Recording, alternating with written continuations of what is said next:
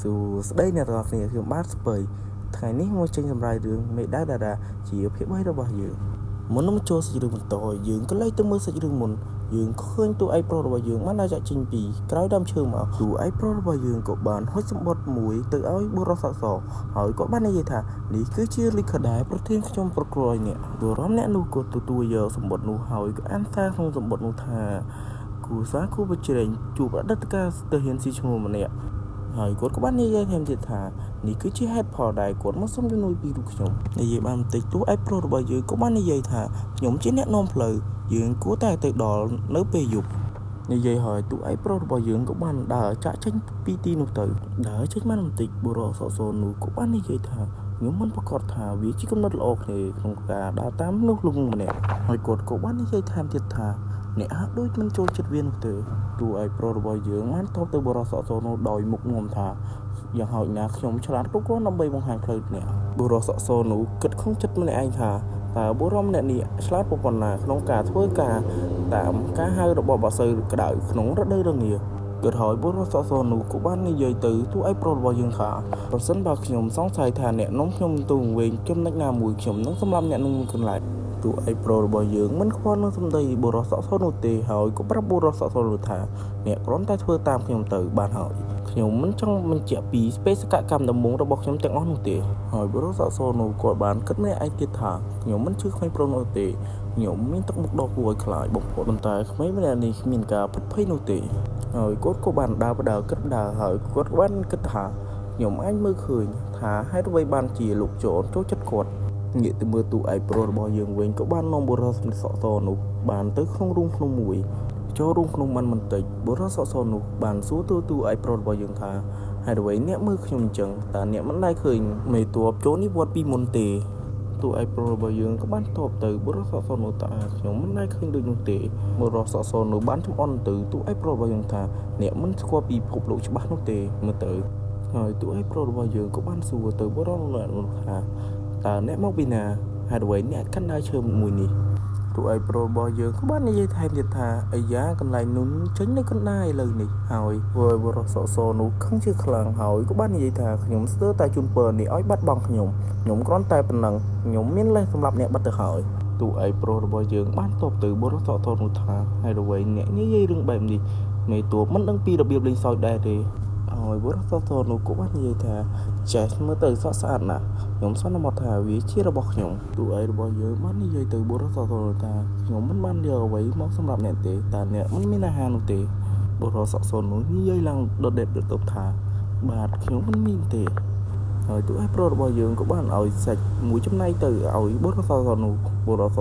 ក៏បាននិយាយថាក្លិនដ៏អស្ចារ្យខ្ញុំមិនដែលឃើញនោះទេហើយបុរសសនោះក៏បានសួរទៅតួឯកប្រុសរបស់យើងថាតើអ្នកមានជំនួសអ្វីសម្រាប់ខ្ញុំទេតួឯកប្រុសរបស់យើងបានតបហើយក៏បាននិយាយថាហេតុអ្វីបានជាអ្នកសួរភ្លាមអញ្ចឹងបុរសសតបឡើងញញឹមថាខ្ញុំនឹងឆ្លើយសំណួរសម្រាប់ការមកម្លែងសាច់ដែលអ្នកប្រុសលើខ្ញុំឱកាសនេះមិនមានរាល់ថ្ងៃនោះទេ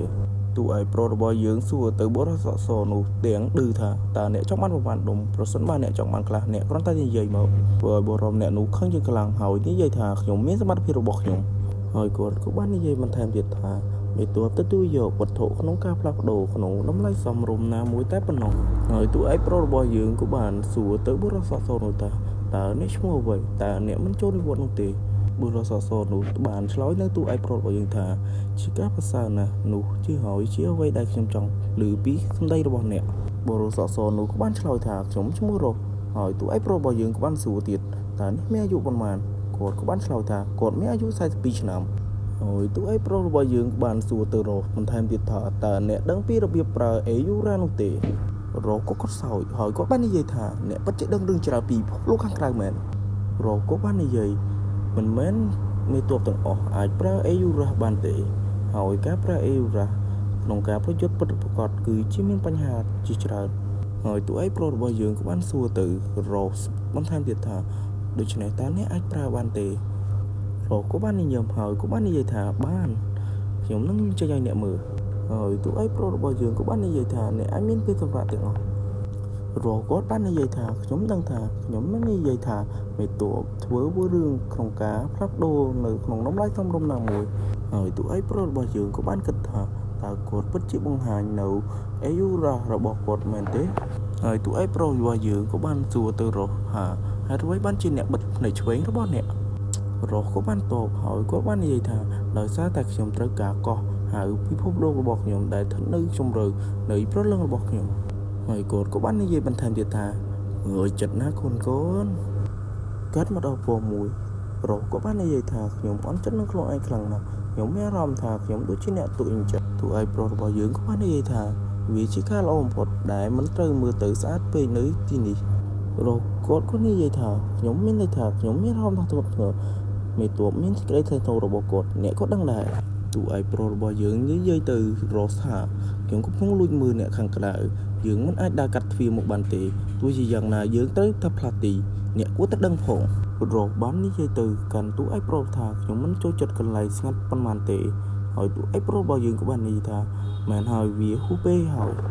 ដែលបានបន្តិចទូឯប្រុសរបស់យើងនឹងរស់បានមកដល់កន្លែងមួយដែលមានមនុស្សស្លាប់ជាច្រើនហើយរស់ក៏បាននិយាយថាវាហាក់ដូចជាមានការប្រយុទ្ធមួយរួចទៅហើយ